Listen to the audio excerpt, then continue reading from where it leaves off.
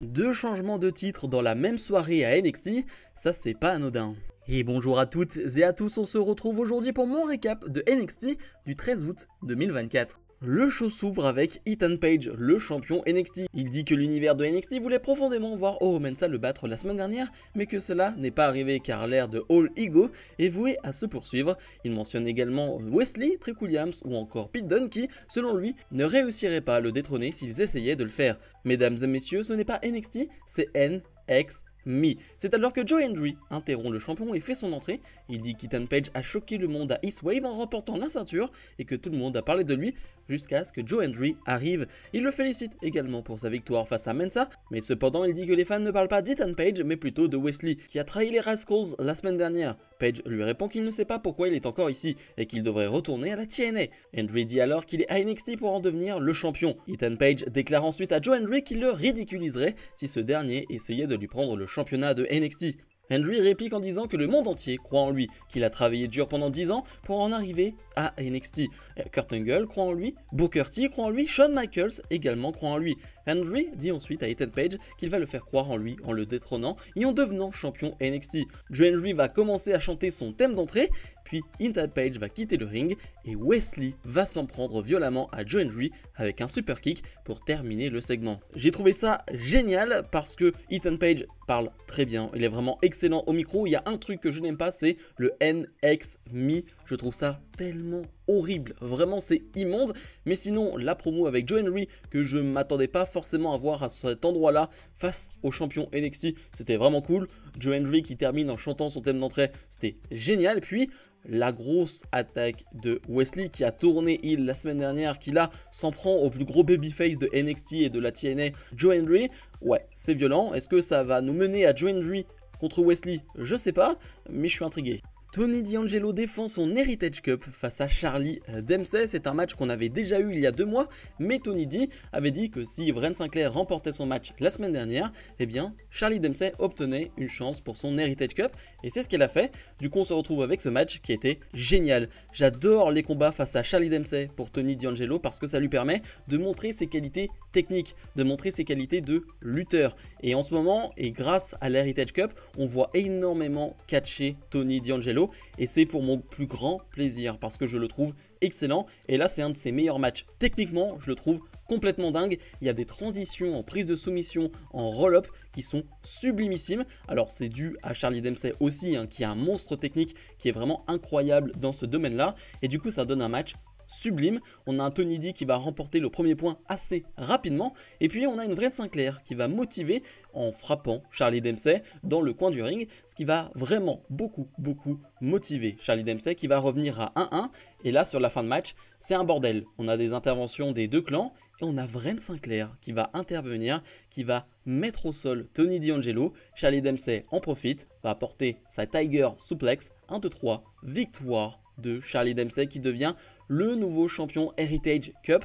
Petite surprise, et en même temps ça me dérange pas vraiment parce qu'avec l'ajout de Wren Sinclair, le clan de Charlie Dempsey est devenu vraiment beaucoup plus cool, beaucoup plus divertissant, donc ça me va. À voir ce que ça va donner pour le clan de Tony D'Angelo, et je suis juste déçu parce qu'on va moins voir Tony D en action dans des matchs compétitifs. Vraiment ce run avec l'Heritage Cup a fait beaucoup de bien à Tony D. Lexis King fait face à Eddie Thorpe dans un combat de 3-4 minutes. Les deux s'étaient déjà affrontés et surtout l'histoire continue entre les deux. Et un Lexis King qui va s'en prendre avant le combat à Eddie Thorpe, qui va le blesser au niveau de la main et va s'en servir pendant ce très court match. J'ai pas grand chose à dire sur le combat. D'ailleurs j'ai pas grand chose à dire même sur l'histoire entre les deux qui n'emballe pas grand monde. Alors Eddie Thorpe, le public est pas à fond derrière lui mais il le déteste pas non plus. Il n'y a pas non plus de silence. C'est un peu mitigé mais clairement tu sens que ça n'emballe pas grand monde. Finalement Lexis King va profiter de son avantage avec la blessure de Eddie Thorpe et va remporter ce combat. Alors ça fait un partout, on peut imaginer qu'il y aura bien un troisième match entre les deux, peut-être avec une stipulation vu que Lexis King a essayé de blesser Eddie Thorpe, ce serait pas déconnant. Lola Vice fait face à Tatum Paxley sous les yeux de la championne nord-américaine Kelani Jordan. Et oui, on tourne autour de ce titre. Alors le match, il n'y a pas grand chose à en dire non plus, ça dure 3 minutes. C'est pas déplaisant non plus, on va jouer sur un petit suspense suspense parce que pendant le match, Wendy Choo va s'en prendre à la championne Kelani Jordan, va même poser avec le titre derrière. Du coup, dans un premier temps, on a une Tatum Paxley qui arrive à prendre l'avantage sur Lola Vice. Elle est à 2 doigts de porter son 450 splash, mais non, elle arrive à la contrer. Énorme backfist. 1, 2, 3, victoire de Lola Vice. Alors, on a une Lola Vice qui se positionne clairement pour le titre de championne nord-américaine, mais on a une Wendy Choo qui le fait aussi. Est-ce qu'on va avoir une course à 3? Ça va être intéressant, même si je pense qu'on va aller pour le moment sur une Wendy Choo face à Kelani Jordan. On va voir où ça va mener, parce que Wendy Choo, son personnage, soit tu détestes, soit tu aimes. Pour l'instant, je suis pas hyper emballé, donc on va voir.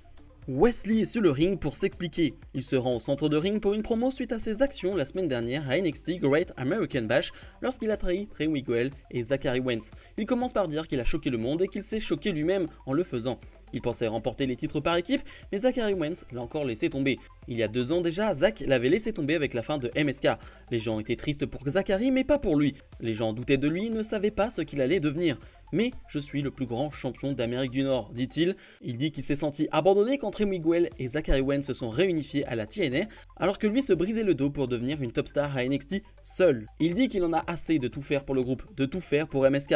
Il sait que Zachary va vouloir un match contre lui et il pense que No Mercy pourrait être un bon rendez-vous. Il précise qu'il n'aura aucune pitié pour lui lorsqu'il lui infligera une raclée. Après cela, Wesley pense que Trey Miguel et Zachary Wentz pourront retourner à la TNA, tandis que lui sera occupé à conquérir le championnat de NXT. Pete Dunne va alors l'interrompre. Ce dernier dit à Wesley qu'il a également son attention tournée vers le titre NXT. Joe Hendry alors arrive par derrière et s'en prend à Wesley. Pete Dunne est également impliqué dans la bagarre et tous les membres de la sécurité essayent de les séparer pour terminer le segment. Je sais que les promos de Wesley font énormément débat. Soit tu adores, soit tu détestes. Moi, je fais partie de ceux qui aiment parce qu'il est plutôt très lent, oui, ce qui va permettre d'avoir des chants watts qu'on déteste. Bien sûr, je n'en peux plus, mais bon, ça j'ai l'impression qu'on dira ça jusqu'à la fin des temps. Mais j'aime beaucoup son ton, j'aime beaucoup la manière dont il dit les choses, avec parfois un peu plus de passion. Et là, il a cette passion par moment, et je trouve ça assez génial. Et on a l'explication vraiment du pourquoi, du comment il a trahi ses coéquipiers, et ça me va. On a donc cette course à 3 pour le titre de champion NXT de Ethan Page. J'imagine qu'on va avoir un match à 3 dans les prochaines semaines, possiblement la semaine prochaine, un match qui sent très très bon. Obafemi défend son titre de champion nord-américain face à Otis. J'avais oublié de le dire lors de Raw, mais les deux ont une petite confrontation et c'est pour ça qu'on a ce match ce soir. 2 big men qui s'affrontent dans un match de 8-9 minutes. C'était très bon, mais j'ai l'impression qu'il y a eu quelque chose qui a fait que le match aurait pu être meilleur. Parce que pendant le match, j'ai l'impression qu'Otis prend un mauvais coup de la part de Obafemi, qui a un vrai temps mort et que derrière, c'est un peu flou. On voit un Otis qui a du mal à se déplacer pendant quelques minutes. Je ne sais pas si c'est simplement moi qui a eu cette impression-là, mais il y a un moment donné sur une projection à l'extérieur du ring où on est à côté de l'escalier, il y a un Otis qui est vraiment pas bien, donc je pense que ça a joué, vraiment. Mais sinon, c'est excellent parce qu'on a 2 hommes qui s'en mettent plein la tête, 2 big men. Franchement, est-ce qu'il y a mieux dans le monde du catch que 2 big men qui frappent fort, qui s'en mettent plein la tête? Et on est gâté actuellement la WWE avec ces big men qui sont vraiment d'un très très bon niveau.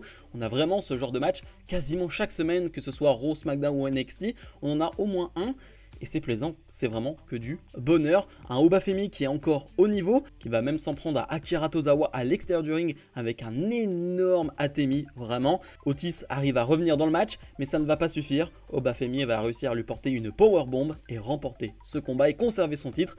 Obafemi est trop fort pour Otis, et trop fort peut-être même pour tout le monde. Easy Dame fait face à Brin Harris dans un combat de 3 minutes. Il faut savoir que du côté de Ava, la générale manager de NXT, eh bien on a tiré au sort sinon pour participer à un gauntlet match féminin la semaine prochaine pour déterminer la prochaine challengeuse au titre de Roxanne Perez. Du coup Easy Dame, elle n'est pas dans ce gauntlet match et elle est frustrée. C'est pour ça qu'on a ce match ce soir.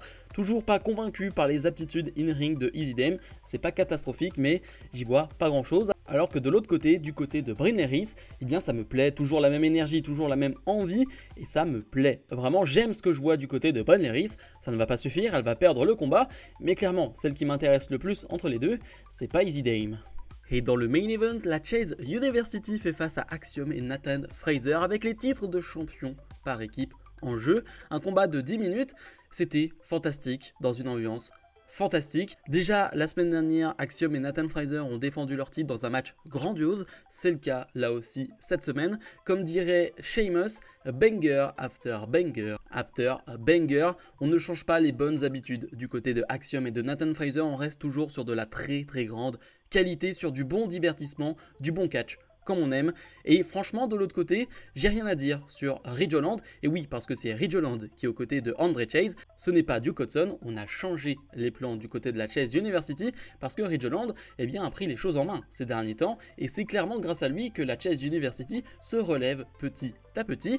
Et il fait une très bonne prestation. Et Ridge Holland, autant en solo, on peut en penser ce qu'on veut, autant en équipe, je le trouve vraiment bon. Je pense que c'est un catcheur par équipe. Je pense que c'est un catcheur qui a besoin d'une équipe pour vraiment briller. Il a un gros gabarit, Ridge Holland, il est costaud, il est fort. Et face à des gabarits comme Axiom et Nathan Fraser, il se régale. Il peut les balancer, il peut les projeter, en faire ce qu'il veut. Donc c'est ultra plaisant. Vraiment un superbe match par équipe, comme d'habitude avec Axiom et Nathan Fraser.